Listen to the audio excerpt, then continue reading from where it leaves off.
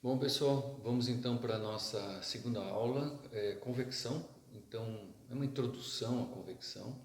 Isso, algumas coisas vocês vão ver depois, mais profundamente, mas é uma passada aí sobre esse assunto. Aqui já desenhado, o que eu tenho? Uma parede com área A, essa parede com uma temperatura fixa, temperatura superficial, e aqui eu tenho meu fluido. Então, esse fluido aqui, vamos supor que ele está numa temperatura T infinito. Usa-se essa nomenclatura para dizer que a temperatura está sendo medida bastante longe da parede. Então, quão longe? Depende do teu experimento que você fez, mas que não sofra influência aqui da própria temperatura da parede, ou seja, muitas vezes é a temperatura média do ambiente. O que vai acontecer? Essa parede mais quente vai perder calor então para o ar aqui ambiente, para o fluido, pode ser água, né? Então, essa remoção de calor, vamos dizer, conforme a nossa nomenclatura, que é o Q de convecção que vai perder. A equação que rege esse fenômeno, Q de convecção, é igual a H, depende então de um coeficiente de transferência de calor, área, temperatura superficial, menos temperatura infinita.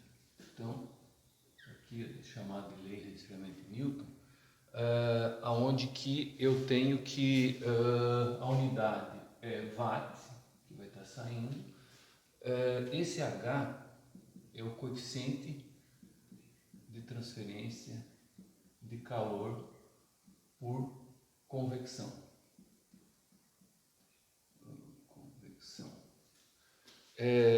A unidade watt por metro quadrado, novamente Kelvin, né? Porque é ΔT aqui que eu estou utilizando, vamos utilizar Kelvin. Novamente, vamos ver que eu posso escrever essa equação de que convecção por um ΔT sobre R convecção, conforme a gente já tinha visto na aula anterior. E esse R convecção, voltando aqui na equação, ou seja, divido por HA, né? Os dois lados, vai ser 1 sobre HA. Esse é o meu R convecção, ou seja, uma resistência à passagem de calor por convecção. Bom, como a gente já tinha visto, existem duas formas de transferência de calor por convecção. Vamos estudar forçada e natural. Vamos começar aqui com a forçada. Forçada é quando eu tenho um ventilador, por exemplo, soprando um ar numa velocidade constante e temperatura constante sobre uma superfície, e se a superfície está mais quente, então vai remover calor da superfície. Quais são os parâmetros, né? Qual é o H para mim saber quanto que retira então de calor da superfície? Qual é o coeficiente de transferência de calor? Um dos primeiros casos estudados no mundo da ciência era quando eu tenho um cilindro e eu tenho um ar incidindo sobre esse cilindro. Na verdade, eles começaram com um fio, né? E aí estudando como que se comportava então a retirada de calor desse fio, esse fio quente. Então, vamos aqui no nosso caso, primeiro avaliar então, apresentar esse caso aí do cilindro. O cilindro, vamos imaginar aqui um cilindro com diâmetro D. Aqui eu tenho então o meu escoamento com uma certa velocidade V numa certa temperatura aqui, temperatura infinito.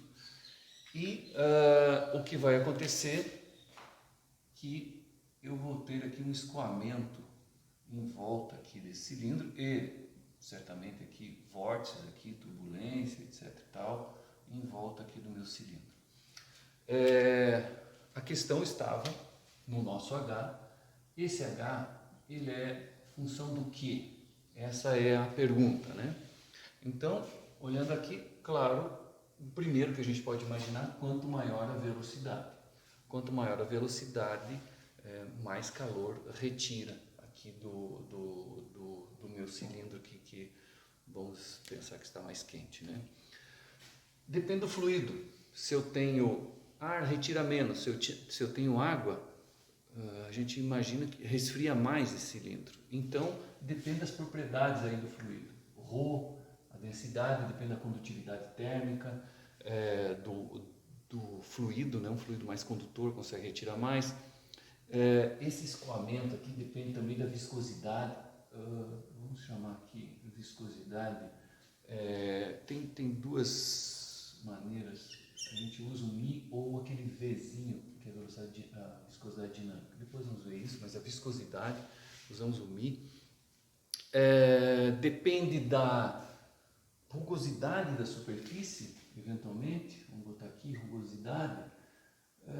Sim, pode depender. Tem casos que se eu tenho superfície mais ou menos rugosas, em certos tipos de escoamento, eu posso ter variações nesse H. Nós não vamos entrar nesse detalhe, nós vamos desprezar, então para a gente a rugosidade não vai influenciar. Vai influenciar o diâmetro do corpo aqui, isso dá a forma do escoamento. Vai também influenciar alguma coisa, é que aonde que esse fluido bate de frente aqui, até eu tenho um ponto de estagnação, o fluido bate aqui de frente, tem um ponto de estagnação, e eu tenho velocidades aqui que são maiores, e aqui tem a zona da recirculação. Esse H varia. Intuitivamente a gente pode ver que esse H é maior aqui na frente do que aqui atrás. Então, se eu for traçar aqui ângulos, eu posso dizer o ângulo θ, que varia com o θ. Então, eu tenho aqui uma dependência angular aqui do θ, do ângulo.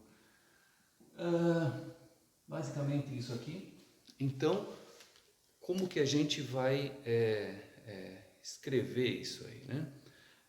Poderia, então, experimentalmente, a maioria desses equações que vão nos dar o H, essa função, são equações experimentais. Então, vão fazendo vários experimentos e vão vendo uma equação que dá alguma coisa assim, H igual a blá blá blá, vai ter aqui um seno de θ, por exemplo, e entra todas as variáveis aqui dentro, né? Então, essas equações que vamos ter.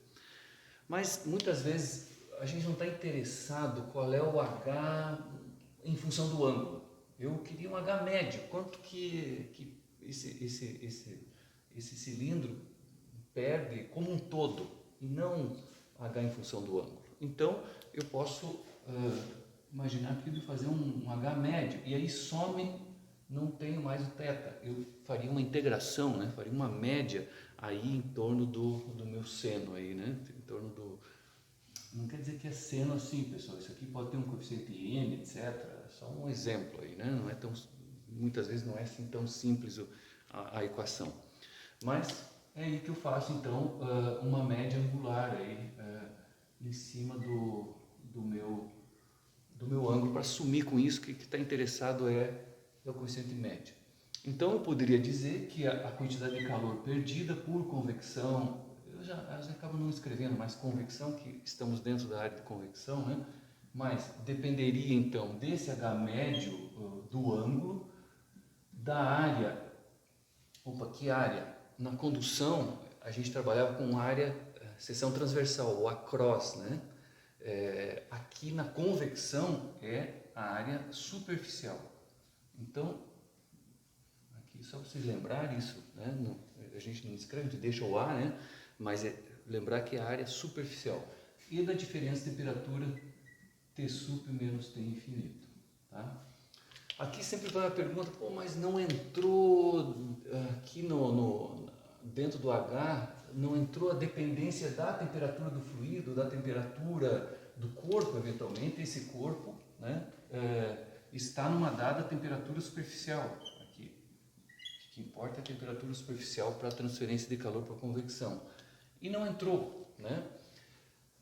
Na verdade, entra dentro das propriedades. Aqui tem uma influência. Então, por exemplo, a densidade depende da temperatura do fluido que está aqui, né? A densidade varia bastante com a a temperatura, a viscosidade também, a condutividade um pouco. Então, essa dependência está aqui dentro.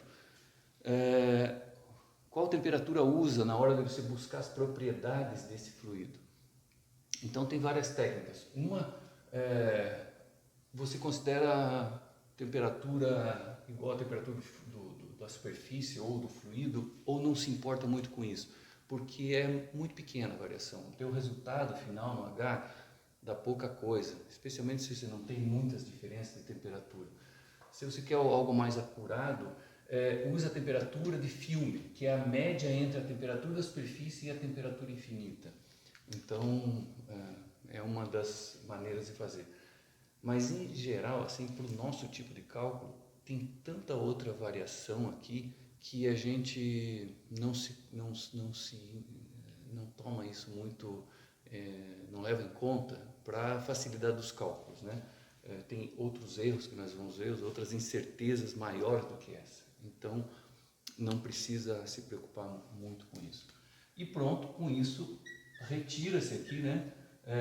Quantos watts está saindo, esse fio está perdendo. E é isso que eu quero descobrir, né? Então, isso é uma das formas primeiras do cilindro. Um outro caso bem clássico é da placa plana.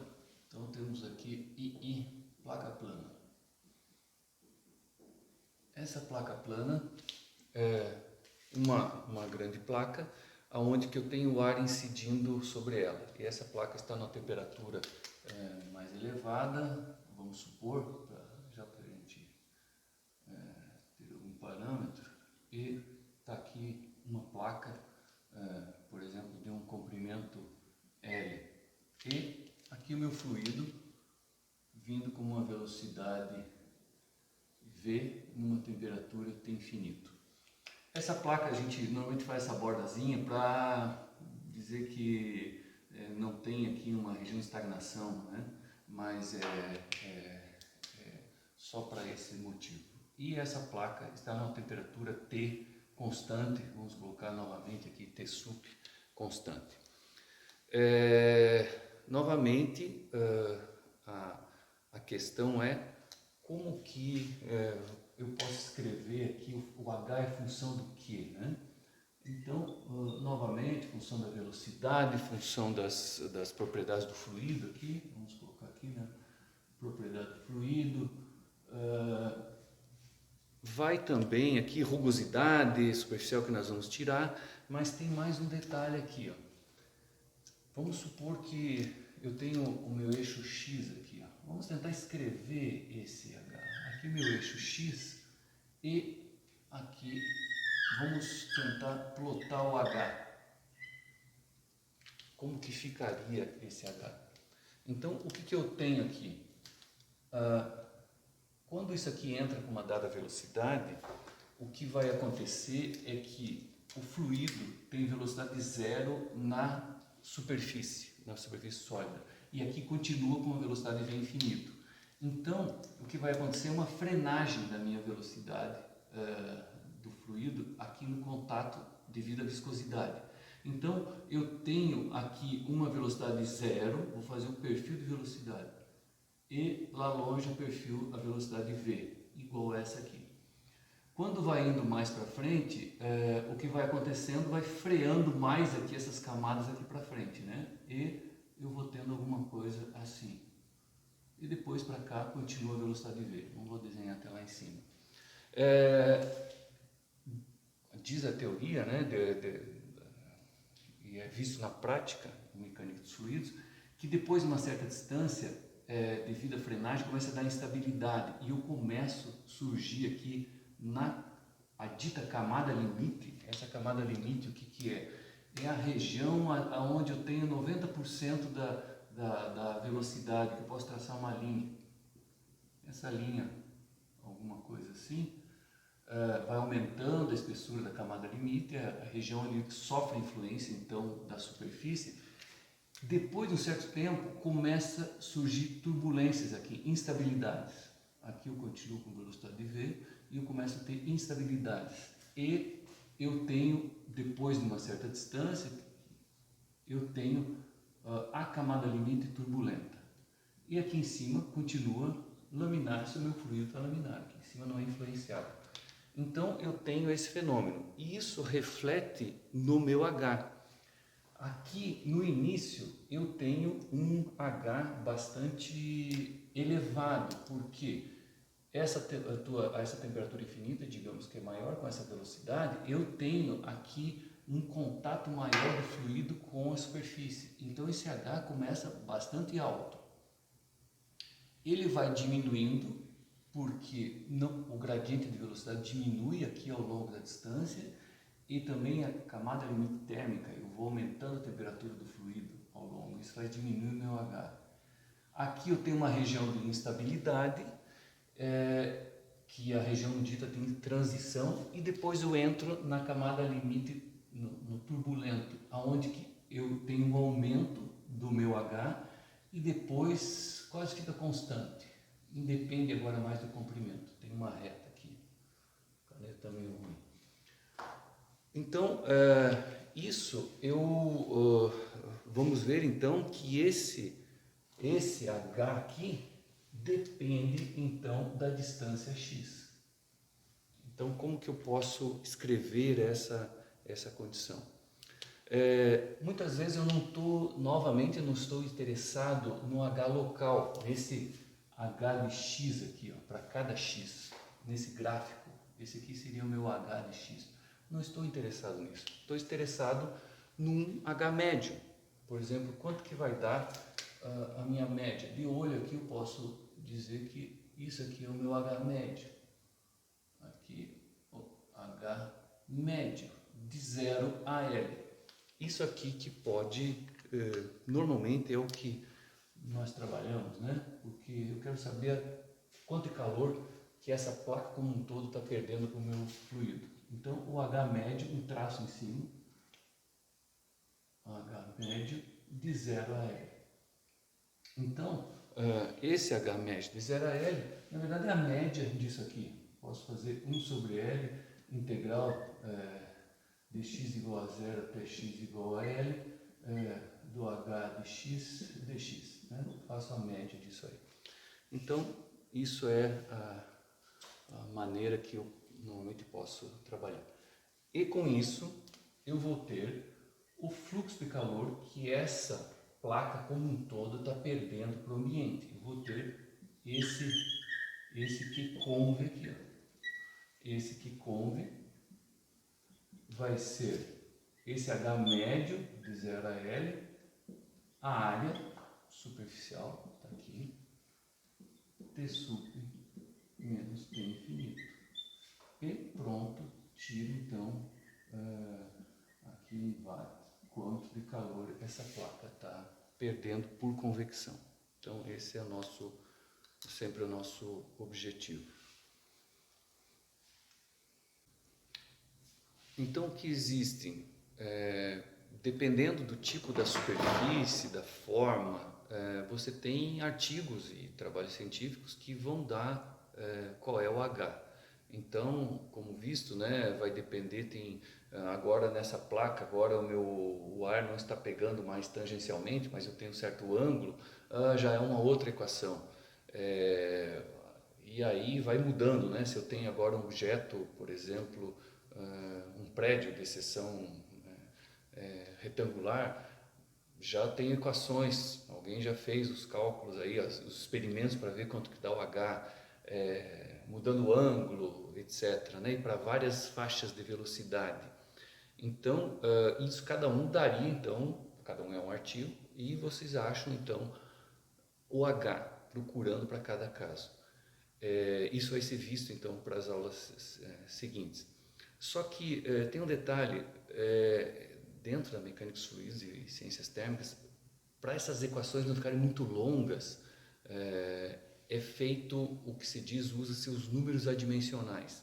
Então, simplesmente para simplificar, para as equações ficarem mais compactas e ficarem mais genéricas. Então, um caso típico, aí vamos ver alguns números adimensionais. Vocês já viram alguns aí em mecânica mecânica dos fluidos, que trabalha também com números adimensionais, temos um típico lá, o que nós temos lá na nossa equação, que era a função, vemos lá, né, que era a função da velocidade, função da densidade, função da viscosidade, etc. Né? Então, como reduzir essa equação? Um número que se utiliza, que você já conhece aqui, é o número de Reynolds. Então, aqui nós temos uma forma que o diâmetro, olha aqui, ó, quem já lembra aqui de mecânica dos fluidos aí. Então, ρ VD sobre μ. O número de Reynolds, como é D, aqui a gente coloca Reynolds baseado no diâmetro. Então aqui está o número de Reynolds, é um número que se vocês colocarem as unidades ele fica adimensional, fica 1, né? Então, Reynolds era um pesquisador aqui, ele era da Irlanda, lá por irlandês, lá em torno de 1880, que ele fez os estudos para tentar ver. Ele começou com escoamento laminar e turbulento e mostrou que o número de Reynolds acima de 2.300 começava a ficar turbulento quando a água circulava, o fluido circulava dentro de um duto. Isso então em mecânica dos fluidos a gente utiliza bastante, né? Isso para um cilindro, porque eu tenho D. Agora, se eu tenho uma placa, eu não tenho o D, eu tenho o comprimento. Então, vai ficar Reynolds baseado no comprimento, ρVL sobre μ. Agora, se eu quero saber local, então eu tenho Reynolds genérico, X, igual a ρVx sobre μ. E aí vai, né? Então, com isso, já poderia ter uma equação que fosse H, blá, blá, blá, blá, blá, Reynolds. Por exemplo, a minha placa aqui, ou do cilindro Reynolds elevado a, sei lá, 1/3, ficaria uma equação mais curta, né? Mas ainda teria o termo, aqui não colocamos a condutividade térmica do fluido, então isso eu posso reduzir mais ainda. Então, por isso foi implementado o número de Nusselt. Então, esse outro número adimensional é o número de Nusselt. Por exemplo, se é num cilindro, diâmetro HD sobre o K do fluido. Tá? Lembre-se disso, não é a condutividade do material, é do fluido. Então, isso aqui, em homenagem a Nusselt, foi também um pesquisador aqui alemão que sugeriu, então, utilizar isso. Então, aqui eu consigo ver que o que o número de Nusselt dá, né? Ele dá uma relação entre as forças convectivas e condutivas. Da mesma maneira que o número de Reynolds dá uma relação entre as forças de inércia, porque aqui está a viscosidade, e as forças viscosas, que é o μ que está aqui. Então, cada número de Nusselt tem uma explicação física, né? Então, pensando aqui no cilindro, se eu tenho a placa, poderíamos fazer novamente aqui o Nusselt para cada posição da placa, né? Então, seria o Nusselt de X, Hx sobre K do fluido, né? Se eu pego, então, se estou interessado no Nusselt médio, eu tenho o Nusselt médio de 0 a L, às vezes é só botar do L, não é nem de 0 a L. Vai me dar o H médio de 0 a L, o comprimento L sobre K. É assim que a gente vai ver. Sim, e daí? É que é o seguinte, as equações, então, ao invés de ter a equação de você achar nos artigos o H, você vai achar as equações Nusselt. Nusselt, por exemplo, Nusselt de X é igual a blá blá blá blá blá Reynolds de X elevado a, sei lá, um expoente, aqui 1/3, tararara. Então as equações começam a tomar essa forma. Você não acha nos artigos H igual a blá blá blá Reynolds, você acha Núcio igual a blá blá blá Reynolds. E aí, claro, tendo essa equação com Núcio, você teve o Núcio, volta para aqui se for o x, né, eu volto para a minha equação original e tiro o h. Então daqui sai o h. Eu tiro aqui o h, opa, esqueci h de x, né, vou tirar o h local. Se eu achar uma equação que me dá o núcleo de 0 a L, por exemplo, eu posso ter um artigo que já me dá o meu núcleo médio. Eles colocam aqui, né, L, né? Então, 0 a L, você pode achar isso aqui no artigo. Então, vai ter uma equação aqui, Reynolds de L, colocada aqui, elevado, sei lá, aqui expoente, blá blá blá. Então, você se achou esse artigo, você já tem o núcleo médio de todo o comprimento da placa. E daí, com isso, vai nessa equação e tira o H médio de todo o comprimento da placa e com isso tira o Q, a quantidade de calor que perdeu. Certo? Aqui, voltando, só lembrando, né, a relação entre convecção e condução. Quando eu tenho núcleo igual a 1, está dizendo que o meu H passa igual como se fosse condutivo. Então, quando eu tenho fluido estagnado, um bom exemplo disso é quando eu tenho, por exemplo, o teto da minha casa está quente no verão, a gente vai ver convecção natural, mas eu tenho uma estagnação do ar aqui em cima. Então, esse ar não se movimenta e aí eu tenho condução pura, porque o ar não se movimenta. Então, a quantidade de calor que passa é condução. Então, o meu H convectivo é igual à condução. Então, por isso que dá núcleo igual a 1. Quando o núcleo é igual a 20, significa que o meu H é 20 vezes maior do que se tivesse só condução naquele fluido, se aquele fluido tivesse estagnado ou parado, né? Então, essa é o significado físico aí, da relação entre força convectiva e condutiva. Bom, mas tem as equações, ainda tem coisas mais aqui que vocês vão encontrar mais um número adimensional, não para nunca isso, né? Então, um outro número adimensional é o número de Prandtl. Então, o número de Prandtl é uma relação, de novo aqui entra aquilo que eu tinha comentado com vocês.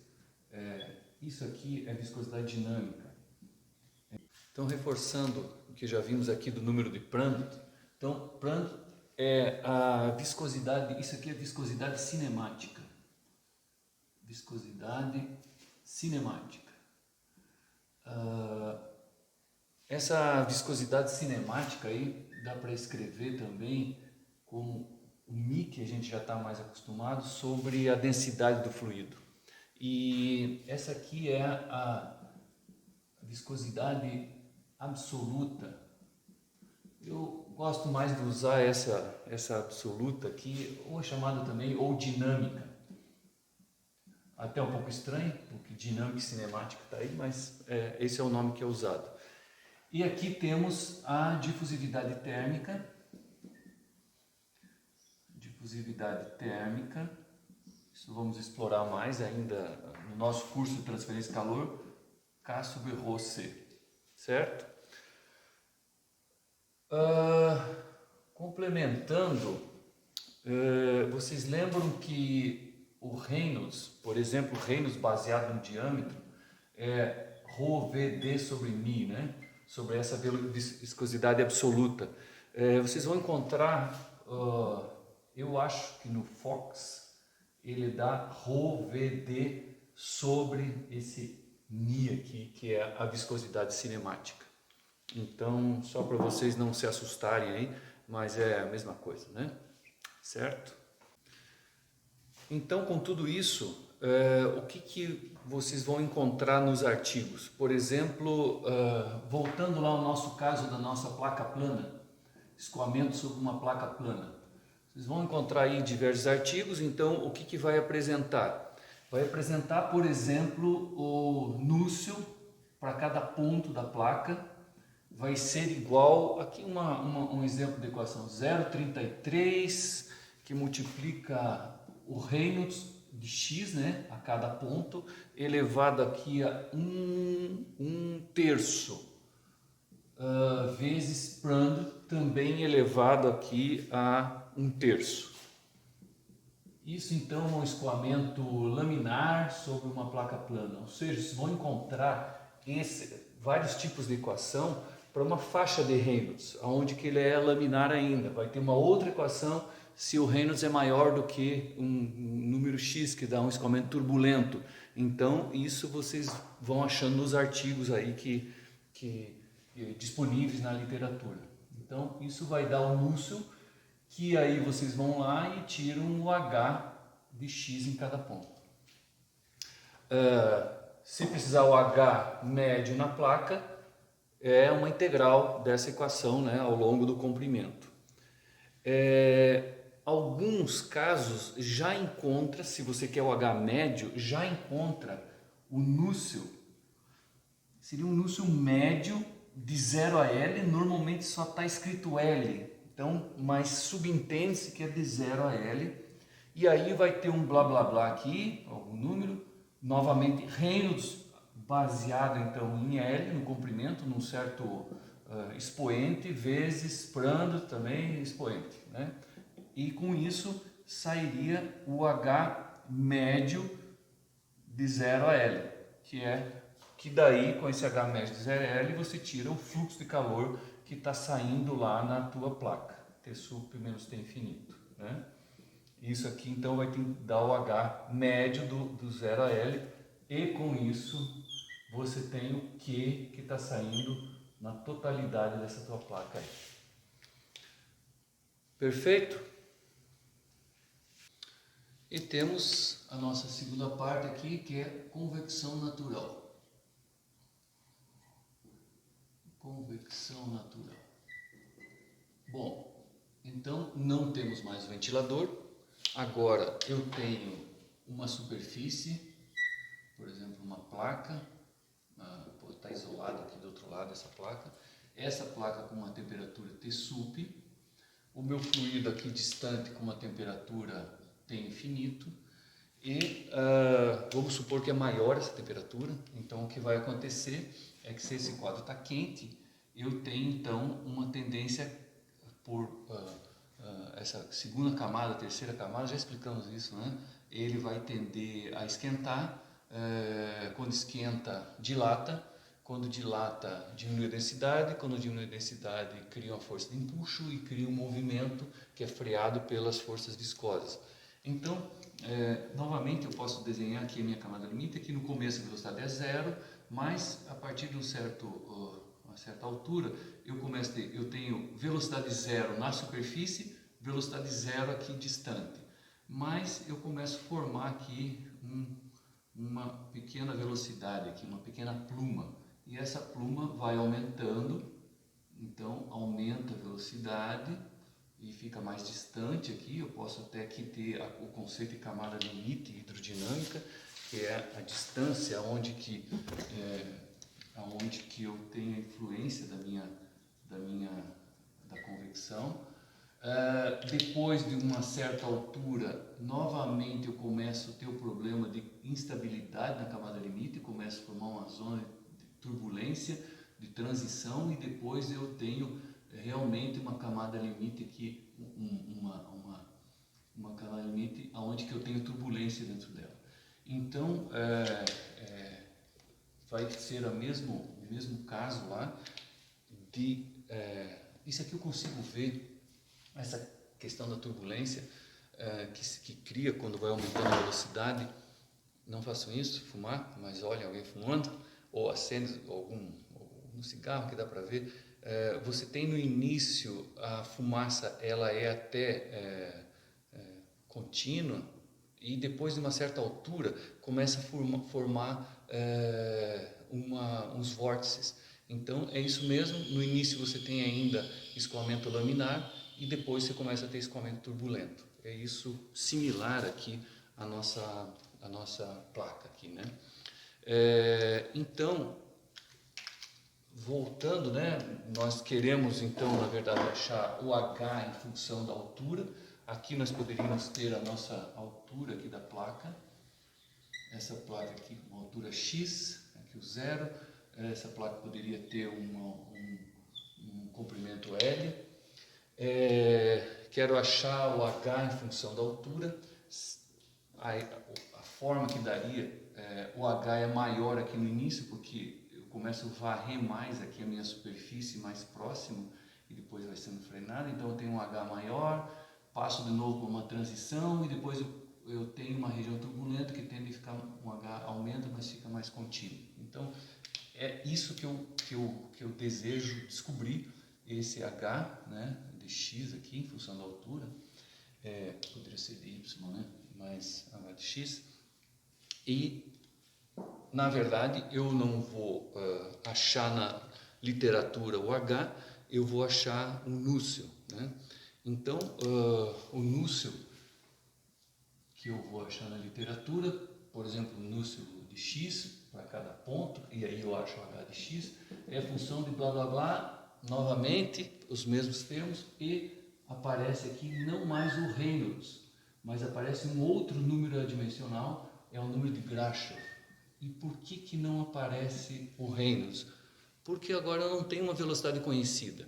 Agora o mecanismo motor não é mais o ventilador com a velocidade conhecida. O mecanismo motor de transferência de calor é a própria temperatura que está aqui. Então, esse Grashof é o similar ao Reynolds como mecanismo motor, mas eu não tenho mais, então, vou botar aqui Grashof, né? Em homenagem aqui a ele, é um cientista também alemão lá de 1880, onde que trabalhou com esse transferência de calor natural, né? Então, isso aqui, o que esse Grashof, o que depende? Então, certamente depende da diferença de temperatura que eu tenho entre T super menos T infinito. Vou colocar aqui. Então, ele depende de T super menos T infinito. É o quadrado, é o cubo? Ele fez vários testes e viu que é linear. Depende da posição que eu estou. Então, depende do x. E aí ele viu que era ao cubo essa dependência aqui. Depende da viscosidade do fluido? Sim. Depende aqui inversamente da viscosidade do fluido.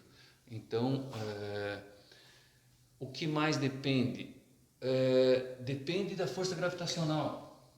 Então, se eu não tenho, porque é o empuxo depende da gravidade. Se eu não tiver força gravitacional, não acontece movimento. Então, transferência de calor, convecção natural, por exemplo, em satélites, eu esquento a superfície, isso é um grande problema em componentes eletrônicos, eu esquento a superfície e o calor não vai embora, o calor fica ali e superaquece o componente. Então, eu preciso da gravidade. Com a gravidade, esse calor sai, o quente sai e entra a massa de ar fria, né?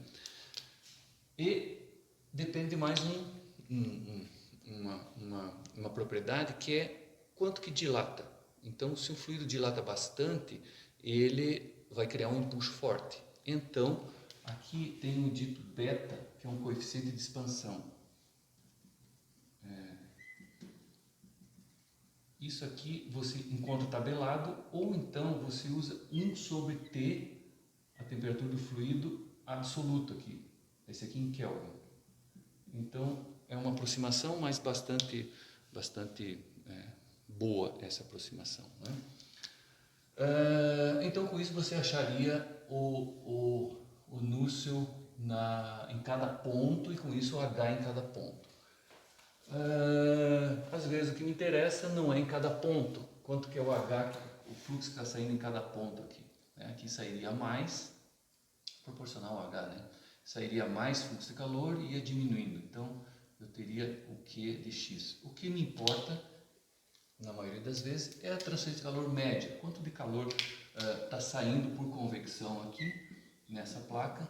Então, o que eu vou querer é o núcleo médio. Então, novamente, eu posso achar artigos que vão me dar, então, o núcleo, que muitas vezes não é colocado uma barra aqui, tá? Às vezes é só núcleo L, você já tem que saber que é de 0 a L.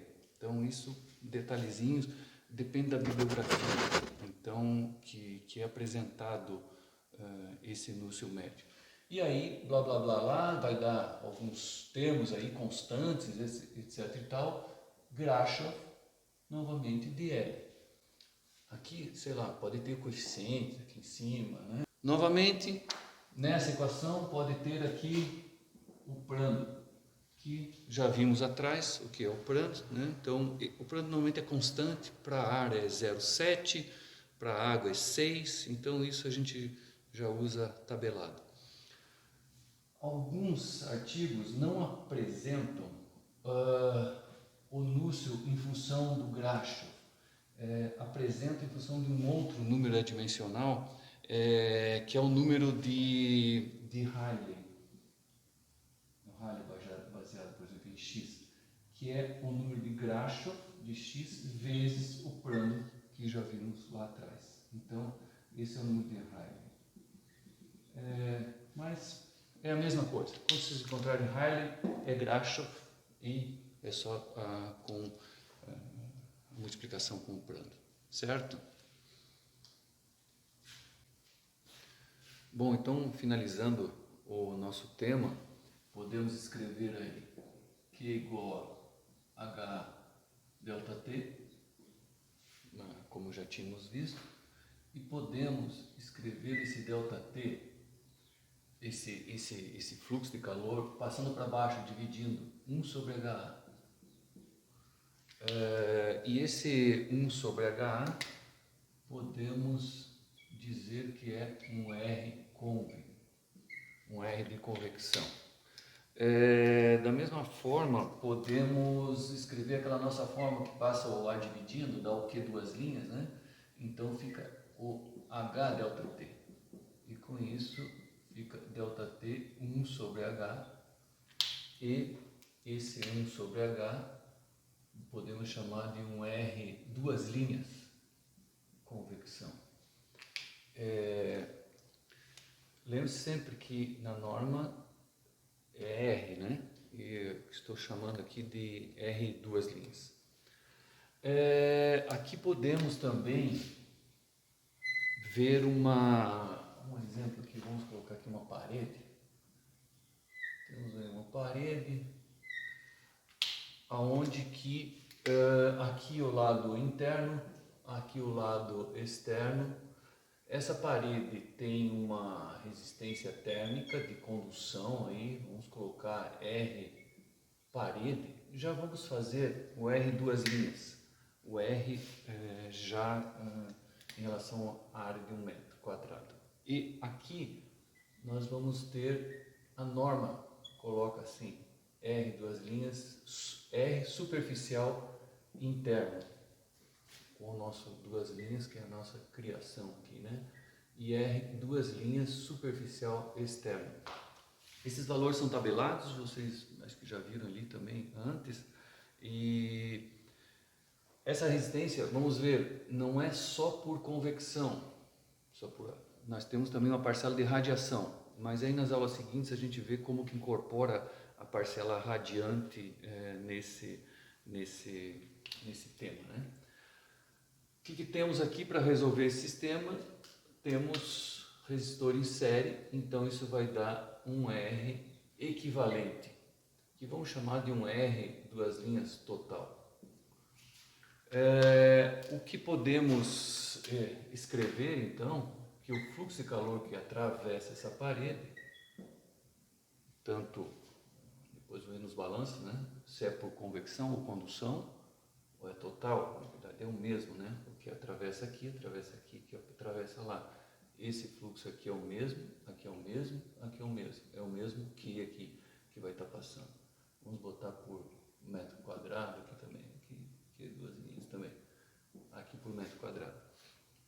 Esse aqui, duas linhas aqui, é o nosso ΔT sobre o R duas linhas total.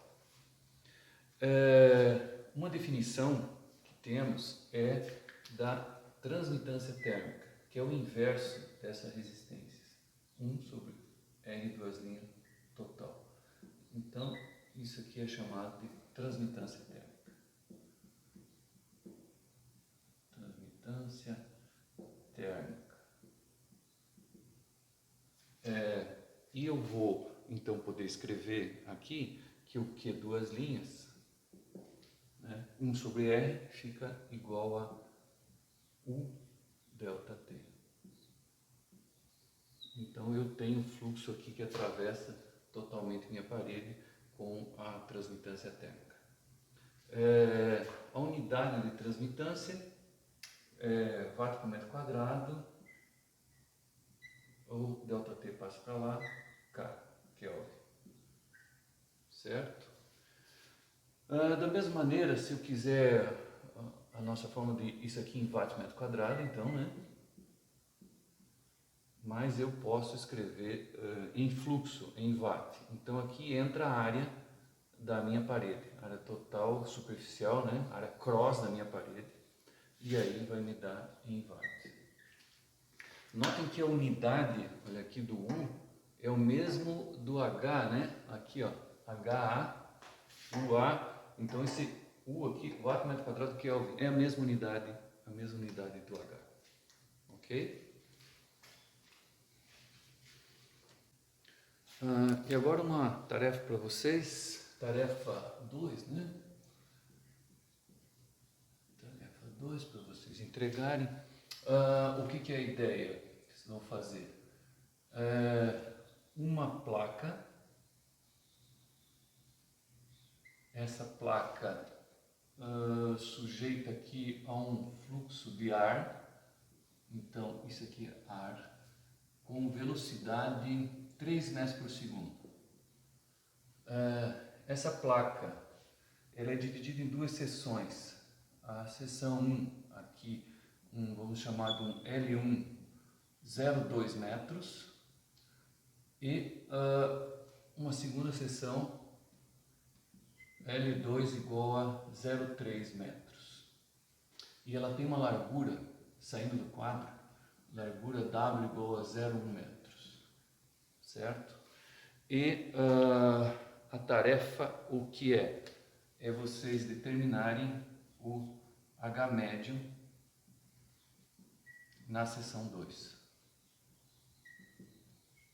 Ou seja, isso aqui é a seção 1 e aqui a seção 2, onde está o L2. Ok?